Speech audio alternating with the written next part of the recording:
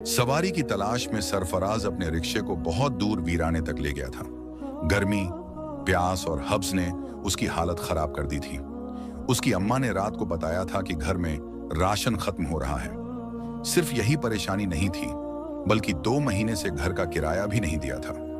यही सब सोचकर वह ज्यादा दूर निकल आया था। शाम ढल चुकी थी, रात होने वाली थी। जब वह वापस जाने का सोच ही रहा था कि उसने 3 नकाबपोश लड़कियों को देखा जो काले बुर्के में दूर से आती दिखी। इस वीराने में कोई घर भी नहीं था, इसलिए उनकी मौजूदगी अजीब लगी। लेकिन उसने सोचा कि शायद वे रास्ता भटक गई हों या सवारी की तलाश में हों। लड़कियों ने आकर कहा, भाई, क्या आप हमें शाह हवेली तक छोड़ सकते हैं? सरफराज ने फौरन हामी भर दी। वह खुश था कि वीराने में एक सवारी मिल गई। हवेली यहां से 2 किलोमीटर की दूरी पर थी। पेट्रोल बस इतना था कि वह वहां तक जा सकता था, लेकिन वापसी मुश्किल होती। उसने सोचा कि किराया मिलने पर पेट्रोल डलवा लेगा। रास्ते में लड़कियां आपस में हंस हंस कर बातें कर रही थीं। वे एक जैसी उम्र और कद की लग रही थीं। फिर उनमें से एक लड़की बोली, भाई, हमारे पास किराया नहीं है, हम आपसे कहना भूल गए थे। यह सुनकर सरफराज मायूस हुआ, लेकिन उसने जाहिर नहीं किया। उसने कहा, कोई बात नहीं, आप तीनों वीराने में थीं, आपके साथ कुछ भी हो सकता था। मैं आपको वहां छोड़ देता हूं। शाह हवेली पहुंचने पर लड़कियां बिना कुछ कहे रिक्शे से उतर गईं और हवेली में दाखिल हो गईं। हवेली के आसपास भी कोई आबादी नहीं थी। सरफराज रिक्शा घुमा ही रहा था कि उसकी नजर पिछली सीट पर रखी एक काली थैली पर पड़ी। यह थैली लड़कियों में से एक के पास थी। सरफराज ने रिक्शा रोका और थैली उठाकर हवेली की ओर चल पड़ा। हवेली में जाने का उसका मन नहीं था, लेकिन अमानत लौटाना जरूरी था। जैसे ही उसने दरवाजे पर हाथ रखा, वह खुद ब खुद खुलता चला गया। अंदर का नजारा खौफनाक था। हवेली में कोई रोशनी नहीं थी, न ही किसी के होने का एहसास। वह घबराकर बाहर आया और जल्दी से घर पहुंचा। अम्मा ने दरवाजा खोला। सरफराज का परेशान चेहरा देख उन्होंने कुछ नहीं पूछा। जब उनकी नजर काली थैली पर पड़ी तो उन्होंने खोलकर देखना चाहा। सरफराज रोकना चाहता था, लेकिन इससे पहले अम्मा ने थैली खोल दी। जो कुछ थैली में था उसने सरफराज के होश उड़ा दिए। सरफराज एक गरीब परिवार का लड़का था। उसका बचपन मुश्किलों से भरा था। उसके अब्बा रिक्शा चलाते थे और घर का किराया देना सबसे बड़ी परेशानी थी। सरफराज बचपन से जिम्मेदार था। जब अब्बा बीमार रहने लगे तो उसने चुपके चुपके रिक्शा चलाना सीख लिया। एक रात सरफराज को अम्मा और अब्बा की सरगोशियों की आवाज सुनाई दी। उसने ध्यान से सुना तो जाना कि अब्बा को जिगर की बीमारी हो गई थी। उसका इलाज बहुत महंगा था, जो उनके बस की बात नहीं थी। सरफराज के अब्बा अम्मा से कह रहे थे कि अब वह सरफराज को रिक्शा चलाना सिखा देंगे, ताकि उनके जाने के बाद परिवार को कोई परेशानी ना हो। अब्बा की यह बात सुनकर सरफराज बिस्तर में लेटा पूरी रात रोता रहा। फिर उसने खुद ही अब्बा से इस ख्वाहिश का इजहार किया कि वह रिक्शा सीखना चाहता है। अब्बा उसकी बात सुनकर दुख से मुस्कुराए थे। धीरे धीरे सिर्फ 2 महीनों में सरफराज ने भरपूर रिक्शा चलाना सीख लिया। रिक्शा सीखने के 4 महीने बाद ही एक दिन अब्बा चुपचाप इस दुनिया से चले गए। सरफराज की उम्र उस वक्त सिर्फ 15 साल थी और कोई भी रात ऐसी न गुजरी जब उसका तकिया आंसुओं से गीला न हुआ हो। लेकिन उसने बिना किसी को एहसास कराए अपने नन्हे कंधों पर घर की सारी जिम्मेदारियां उठा लीं। वह अम्मा या बहनों को यह महसूस नहीं होने देना चाहता था कि वे अकेली पड़ गई हैं। अब्बा के गुजरने के बाद अम्मा बहनों से कहने लगी कि वे स्कूल छोड़ दें, लेकिन सरफराज ने उन्हें साफ मना कर दिया और खुद प्राइवेट तरीके से मैट्रिक करने का फैसला कर लिया। वह दिन भर रिक्शा चलाने लगा। 2 साल के भीतर वह एक माहिर रिक्शा चालक बन चुका था। लेकिन महंगाई बढ़ने के कारण घर चलाना मुश्किल होता जा रहा था। उसी दिन जब उसे 3 नकाबपोश लड़कियों की सवारी मिली थी, उनकी एक काली थैली भी उसके पास रह गई थी। अम्मा ने सरफराज के मना करने के बावजूद वह थैली खोल दी और अंदर निकले कीमती जेवरात देखकर वे दोनों हैरान रह गए। फिर अम्मा ने वह थैली वापस बंद की और कहने लगी, बेटा, यह किसी की अमानत है और हम इसमें कोई खयानत नहीं करेंगे। यही अम्मा की तरबियत थी। सरफराज ने हामी भरी और सोचा कि यकीनन वे लड़कियां इसे लेने वापस आएंगी। अम्मा ने थैली हिफाजत से अपनी अलमारी में रख दी और सरफराज को ताकीद की कि किसी से इस बारे में जिक्र न करे। अगली सुबह सरफराज रोज की तरह उठकर रिक्शा लेकर निकल पड़ा, लेकिन दोपहर तक भी उसे कोई सवारी नहीं मिली। फिर अचानक उसके मन में ख्याल आया कि दिन के वक्त उस हवेली में जाकर देखे कि क्या वे लड़कियां वहां रहती हैं या नहीं। पिछली रात तो उसे वहां कोई नहीं दिखा था, लेकिन वह उलझन में था कि क्या उसे वहां जाना चाहिए। आखिरकार उसने फैसला किया और रिक्शा स्टार्ट करके हवेली की ओर बढ़ चला। हवेली काफी दूर थी, लेकिन वह जानता था कि उस थैली में कीमती जेवरात थे, इसलिए यह उसका फर्ज था कि वह उन्हें लौटाने की कोशिश करे। करीब 1.5 घंटे के सफर के बाद वह हवेली के सामने खड़ा था।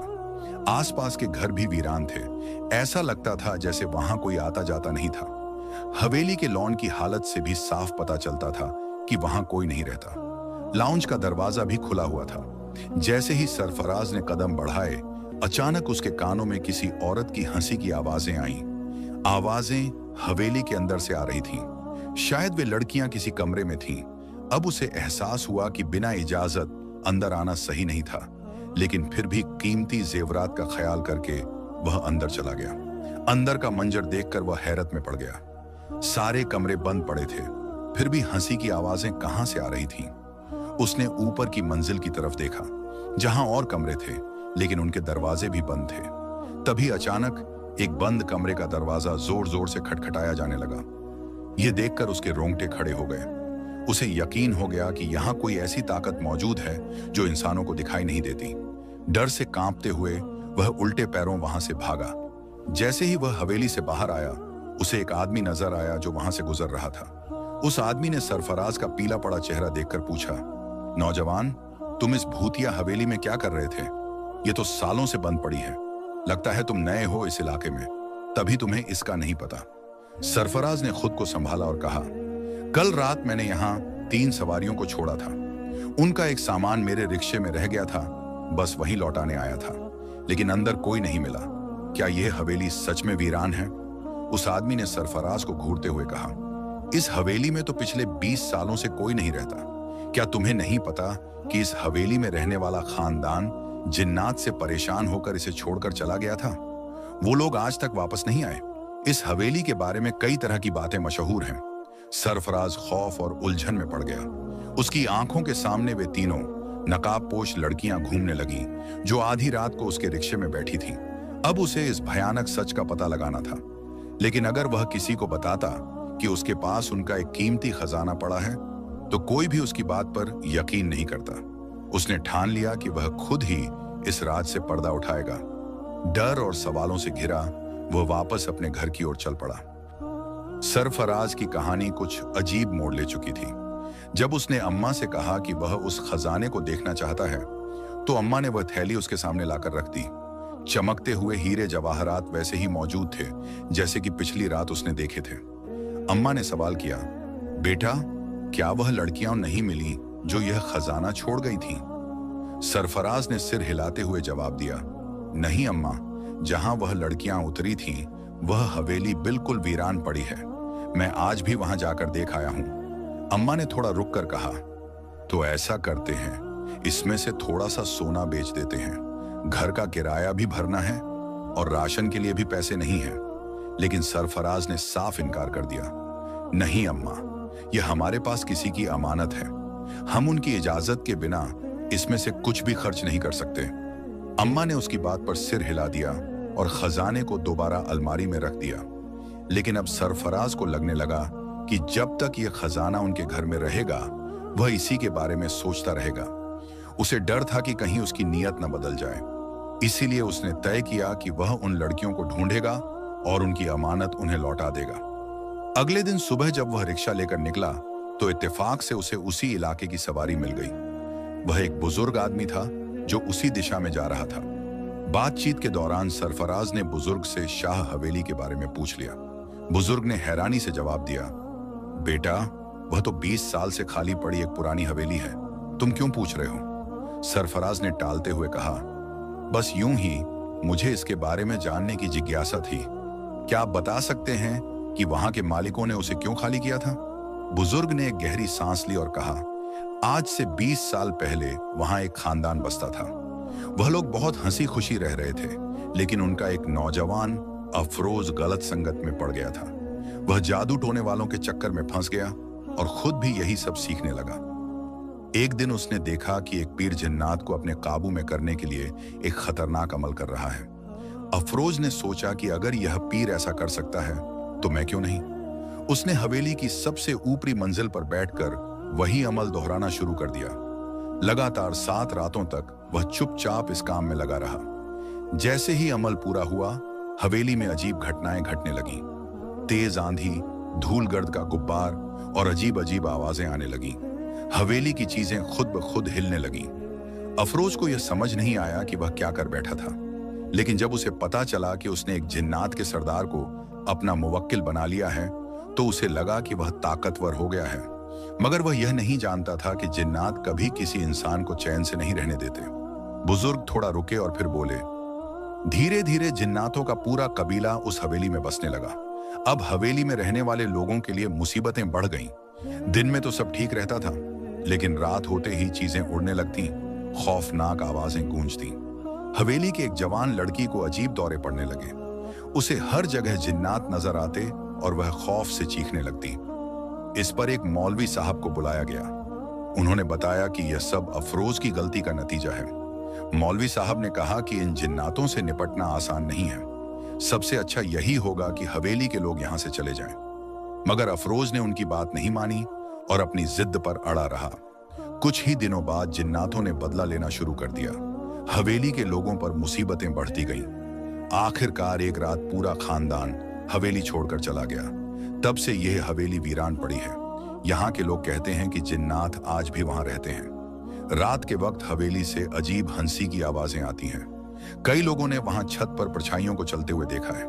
इसीलिए रात को इस हवेली के पास कोई नहीं जाता। फिर एक मौलवी आया और उसने पूरे हवेली वालों को बताया कि उनके खानदान के किसी फर्द से यह गलती हुई है कि उसने जिन्नात को सताया है।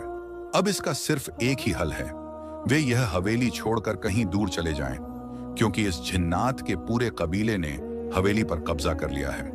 अब वे किसी भी कीमत पर यहां से नहीं जाएंगे। कहते हैं कि उस लड़के की वजह से उनका पूरा ठिकाना बर्बाद हो गया था। उनकी जिंदगी में भूचाल आ गया था और इसी वजह से वे गुस्से से भरे हुए थे। अब अफरोज बहुत शर्मिंदा था। बार बार मौलवी से गुहार लगाने लगा कि कोई हल निकाले, पर मौलवी साहब ने साफ कह दिया कि इस पूरे कबीले से लड़ाई करना उनके बस की बात नहीं है। उन्होंने हवेली वालों को यही सलाह दी कि वे चुपचाप यह जगह खाली कर दें। मौलवी बिना कोई उपाय किए चला गया। अब हवेली में शोक का माहौल था। फिर रातों रात पूरा खानदान हवेली छोड़कर चला गया। धीरे धीरे पूरे मोहल्ले को पता चल गया कि हवेली में क्या वाकया पेश आया था। इस खबर के बाद कोई भी मोहल्ले वाला उस हवेली का रुख करने की हिम्मत नहीं करता था। एक बुजुर्ग ने यह सब एक जवान लड़के को बताया, लेकिन फिर बोले, मुझे समझ नहीं आ रहा कि तुम इसके बारे में इतना क्यों पूछ रहे हो। बुजुर्ग की बातों ने उस लड़के को बहुत कुछ सोचने पर मजबूर कर दिया। फिर उसने बुजुर्ग को सच्चाई बताने का फैसला किया। उसने उन नकाब पोश लड़कियों के बारे में बता दिया कि किस तरह रात के आधे पहर वे उसके रिक्शे में कीमती खजाना छोड़कर खुद हवेली में चली गई थी। बुजुर्ग उसकी बात सुनकर हैरान रह गए। फिर बोले, तुम्हारी बात सुनकर तो यही लग रहा है कि वे जरूर जिन्नात के खानदान की झिंजियां होंगी। हो सकता है कि वे सरदार की शहजादियां हों, क्योंकि लोगों का कहना है कि रात के आधे पहर इस हवेली से अजीबोगरीब आवाजें सुनाई देती हैं। कई लोगों ने छत पर चलते फिरते जिन्नात को भी देखा है। इसी वजह से हमारे इलाके के लोग रात के वक्त घर से बाहर नहीं निकलते। फिर उस लड़के ने बुजुर्ग से पूछा, लेकिन वे मेरे रिक्शे में कीमती खजाना छोड़कर ही क्यों गई? ये बात मेरी समझ में नहीं आ रही। बुजुर्ग ने जवाब दिया, ये बात तो मैं भी नहीं जानता बेटा, लेकिन हो सकता है कि वे अपना खजाना लेने तुम्हारे पास दोबारा जरूर आए। अब उनकी मंजिल करीब आ गई थी। हवेली थोड़ी ही दूरी पर थी, लेकिन बुजुर्ग का कहना था कि जिन्नात रात के वक्त दिखाई नहीं देते, पर रात को पूरी हवेली में घूमते फिरते रहते हैं। अब लड़के का ध्यान सिर्फ उन नकाब पोश लड़कियों और खजाने पर था। उसने थोड़े बहुत पैसे जमा किए, मामूली सा राशन खरीदा और घर चला गया। लेकिन अब उसका ध्यान रिक्शा चलाने पर भी नहीं था। उसकी अम्मा अलग परेशान थी कि कहीं कोई चोर डाकू उस खजाने की वजह से घर में ना घुस आए।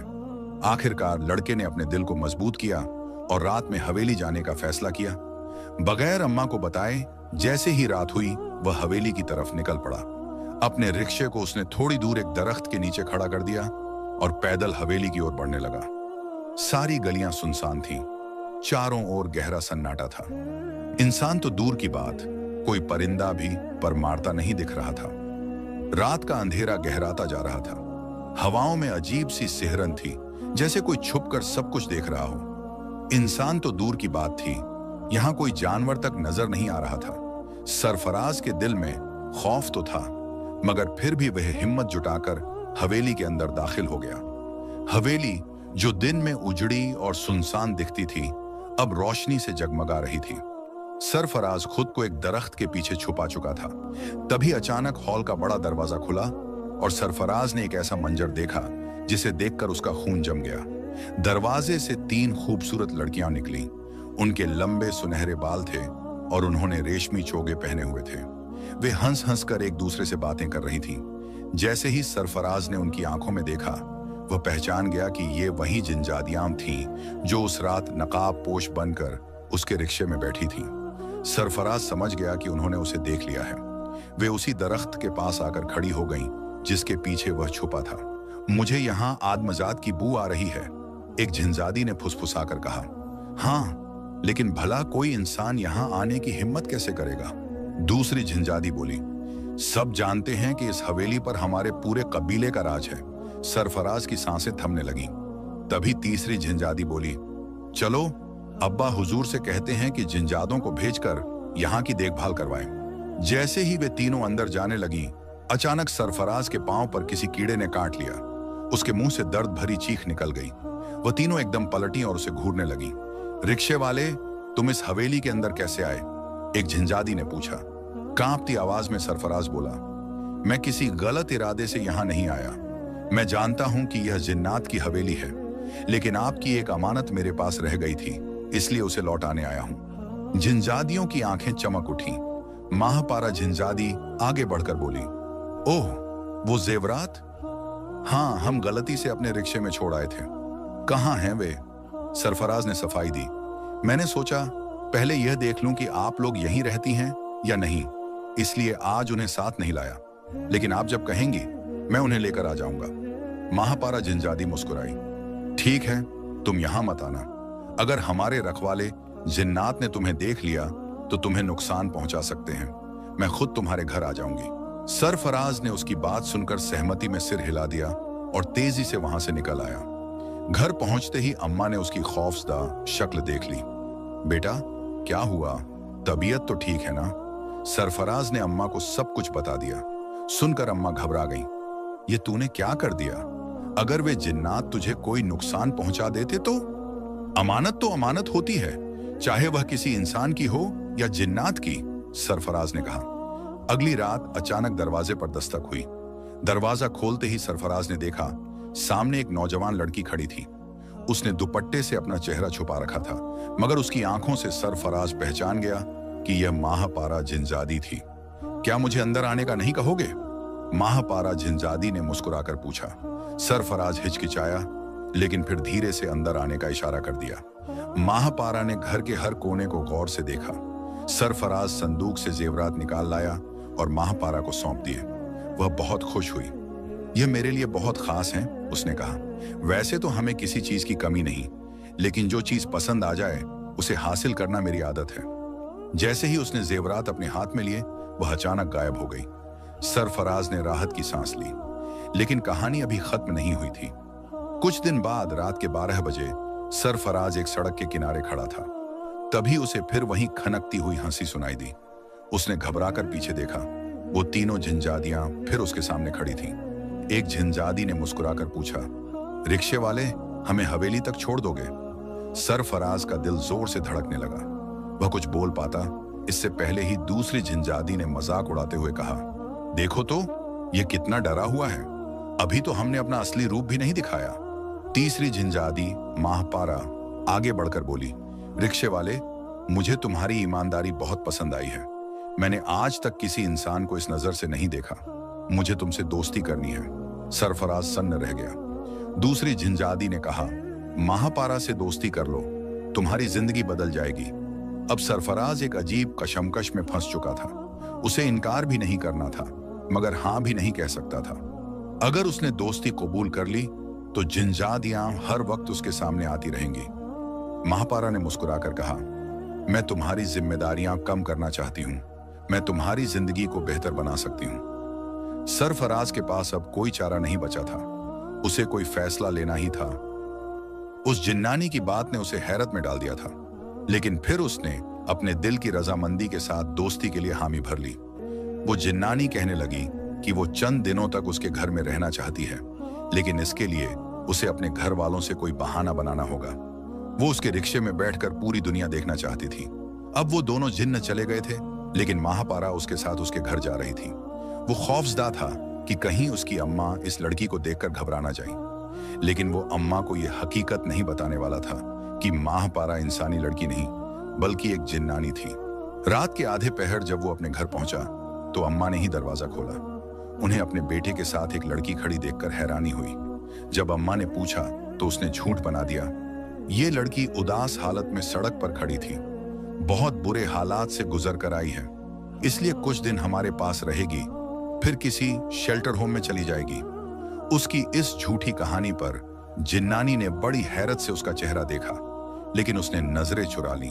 वो उसे कैसे बताता कि हमारे समाज में चाहे कोई लड़की हो या जिन्नानी, किसी नौजवान के साथ आधी रात को उसके घर आना अच्छा नहीं समझा जाता। अम्मा ने उसके झूठ पर यकीन किया या नहीं ये तो पता नहीं, मगर उनकी नजरें उस जिन्नानी के गले में पड़े खूबसूरत सोने के गुलूबंद, हाथों में मोटे सोने के कंगन और कानों की बालियों पर टिक गईं। शायद इसी वजह से वो लड़की को शक भरी निगाहों से देख रही थी। अब महापारा उसी के घर में रहने लगी। जब भी वो रिक्शा चलाकर घर लौटता तो वो खुशी से दरवाजा खोलती। फिर अम्मा और छोटी बहनों के सो जाने के बाद वो उसके साथ रिक्शे में बैठकर बाहर निकल आती। वो उसे हर उस जगह ले जाता जहां वो जाना चाहती थी। धीरे धीरे उसकी अम्मा और बहनों से भी उसकी अच्छी दोस्ती हो गई। फिर एक दिन जब वो घर आया तो अम्मा कहने लगी, देखो तो सही ये लड़की कितनी अच्छी है। आज मकान मालिक दरवाजे पर शोर मचा रहा था तो इस बेचारी लड़की ने अपने कानों की सोने की बालियां निकालकर उसे दे दी। मैं तो शर्मिंदा हो गई, मगर मजबूर भी थी। उसकी अम्मा की इस बात ने उसे और भी हैरत में डाल दिया। वो सोचने लगा, ये जिन्नात के शहंशाह की बेटी है, उसके पास दौलत की कोई कमी नहीं, इन बालियों की उसकी नजरों में क्या हैसियत होगी। मगर अम्मा की अगली बात सुनकर वो उछल पड़ा। अम्मा ने कहा, तुम इस लड़की से शादी कर लो, लावारिस है, अच्छा है, इसे भी सहारा मिल जाएगा। उसने हाथ जोड़ लिए। खुदा के लिए अम्मा, ये बात उसके सामने मत कहिए। वो अम्मा को कैसे बताता कि वो जिन्नानी उसके पीछे पड़ी थी। ना जाने वो कितने दिन इस घर में रहने वाली थी। फिर एक रात उसका रिक्शा खराब हो गया। रात के 2 बज चुके थे और वो सुनसान सड़क पर खड़ा था। चारों तरफ सन्नाटा था, ना कोई इंसान, ना कोई दुकान। उसकी गुर्बत उसे फिर से चुभने लगी। तभी दूर से 2 लंबे चौड़े आदमी आते दिखे। वो सीधे उसकी तरफ बढ़े और बोले, क्या हुआ नौजवान, परेशान लग रहे हो? चलो हम तुम्हारी मदद करते हैं। कुछ ही सेकंड में उन्होंने उसका रिक्शा ठीक कर दिया और कहने लगे, हम किसी के कहने पर यहाँ आए हैं। जब वो घर पहुंचा तो महापारा दरवाजे पर उसका इंतजार कर रही थी। अब अम्मा के बजाय ज्यादातर वही दरवाजा खोलती थी। वो मुस्कुराते हुए बोली, मैंने ही इन दोनों जिन्हों को तुम्हारे पास भेजा था मदद के लिए। अब वो समझ गया कि वो आदमी आधी रात को उस सुनसान सड़क पर क्यों आए थे। फिर एक दिन महापारा कहने लगी, मैं वो झील देखना चाहती हूँ जिसका पानी नीला होता है। वहां मैं आज तक नहीं गई। सोचती हूँ तुम्हारे साथ जाऊंगी तो इस दुनिया को तुम्हारी नजर से देख पाऊंगी, वरना ऐसी जगहों पर हमें टिकने नहीं दिया जाता। वो अब एक खूबसूरत लड़की के रूप में उसके सामने थी। वो उसे उस झील के पास ले गया। महापारा बहुत खुश नजर आ रही थी। उसे पूरा दिन और पूरी रात घुमाने के बाद जब वो थका हारा घर लौटा तो अगली सुबह अम्मा घबराई हुई आई। बेटा, वो लड़की न जाने कहां चली गई। सुबह उठकर देखा तो घर में नहीं थी। ऐसा तो नहीं कि वो भाग गई हो? वो भी परेशान हो गया, कहीं वो नाराज तो नहीं हो गई थी। मगर उसने तो कोई गलती नहीं की थी।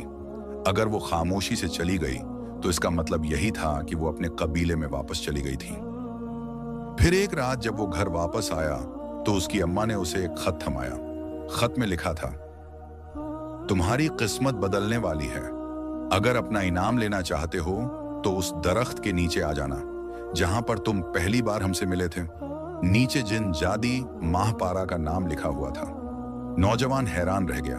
उसे फिर से वहीं जाना था। अगर वो ना जाता तो महापारा खुद ही यहां आ जाती।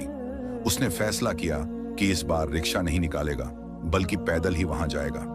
रात का सन्नाटा था जब वो उस दरख्त के नीचे पहुंचा। कुछ ही देर बाद उसके कानों में चंचल हंसी की आवाजें गूंजने लगीं। दूर से ही रंगीन लिबास नजर आए और वो तीनों झिन्नजादियां हंसती मुस्कुराती हुई उसके पास आ गईं। महापारा ने मुस्कुराते हुए कहा, देखो यह रिक्शे वाला कितना अच्छा है। इसने बगैर किसी मुआवजे के न सिर्फ मुझे पूरी दुनिया दिखाई, बल्कि एक बार भी शिकायत नहीं की कि उसके हालात कितने बुरे हैं। फिर दूसरी झिन्नजादी कहने लगी, तुम्हारा दिल यूं ही इस नौजवान पर नहीं आया है ना? महापारा हल्के से मुस्कुराई और कहा, हाँ, लेकिन अब मैं इसे और परेशान नहीं करूंगी। मैं इसकी जिंदगी बदलना चाहती हूं। फिर उसने अपनी चादर में छुपाई हुई एक थैली नौजवान के हवाले कर दी और कहा, यह तुम्हारे सब्र का इनाम है। तुम बाकी इंसानों से बहुत मुख्तलिफ हो। मुझे यकीन है कि दौलत पाकर भी तुम बिल्कुल नहीं बदलोगे, लेकिन इसके लिए हमारी एक शर्त है। जब भी हमारा दिल चाहेगा हम तुम्हारी दुनिया में आ जाएंगे। जाओ, अपनी किस्मत बदल लो। आज के बाद तुम एक रिक्शे वाले नहीं, बल्कि बहुत बड़े आदमी कहलाओगे। नौजवान बार बार उनका शुक्रिया अदा करने लगा। महापारा उसे मोहब्बत से देखती रही, फिर कहने लगी, मैंने तुम्हारे घर में रहकर बहुत कुछ सीखा। दुनिया को तुम्हारी नजरों से देखा तो एहसास हुआ कि जो चीजें इंसानों के लिए आम हैं, वो हमारे लिए खास होती हैं। अगर तुम्हें कभी कोई परेशानी आए तो बस हमें याद कर लेना, हम तुम्हारे सामने हाजिर हो जाएंगे। और हाँ, अगर कभी कोई लड़की आधी रात को मदद के लिए बुलाए तो इनकार मत करना। यह कहकर महापारा मुस्कुराई और देखते ही देखते तीनों झिन्नजादियां वहां से गायब हो गईं। नौजवान ने थैली खोली तो देखा कि उसमें उसकी सोच से भी ज्यादा कीमती खजाना मौजूद था। रात के 3 बजे जब वो घर पहुंचा तो अम्मा उसके इंतजार में बैठी थी। उसने थैली उनके सामने रख दी। अम्मा हैरान रह गईं। ना जाने तुम क्या करते रहते हो, अब यह कहां से आ गया? नौजवान ने प्यार से अम्मा का हाथ थामा और कहा, अम्मा, यह सब आपका नसीब है। हमारे घर में रहने वाली वो लड़की कोई और नहीं, बल्कि एक जिनजादी थी। मैंने उसकी चंद ख्वाहिशें पूरी की तो बदले में उसने मुझे इस कीमती इनाम से नवाज दिया। अम्मा की आंखों में खुशी के आंसू आ गए। अब उसकी जिंदगी मुकम्मल तौर पर बदल गई थी। लेकिन उसने सिर्फ अपने हालात नहीं बदले, बल्कि उन नौजवानों की भी मदद करने लगा जो हालात से परेशान नजर आते। उसकी तीनों बहनें अब शहर के सबसे अच्छे कॉलेज में तालीम हासिल कर रही थीं। आज भी अगर सड़क किनारे कोई अकेली लड़की खड़ी नजर आती तो वो उसे घर तक छोड़कर आता। ये छोटी छोटी नेकियां ही होती हैं जो इंसान को एक दिन बड़े मुकाम पर पहुंचा देती हैं। आज भी जब रात के सन्नाटे में हवा चलती है तो उसे उन तीनों जिन्नजादियों की हंसी सुनाई देती है। सुना है कि वो शाह हवेली आज भी सुनसान और वीरान नजर आती है, लेकिन वहां रहने वाली मखलूक किस कदर जिंदा दिल और मेहरबान थी, ये सिर्फ वही जानता था। अगर आपको यह कहानी पसंद आई हो तो इसे लाइक करें, अपने दोस्तों के साथ शेयर करें और हमारे चैनल को सब्सक्राइब करना ना भूलें। मिलते हैं कल एक नई और दिलचस्प कहानी के साथ। तब तक के लिए अल्लाह हाफिज।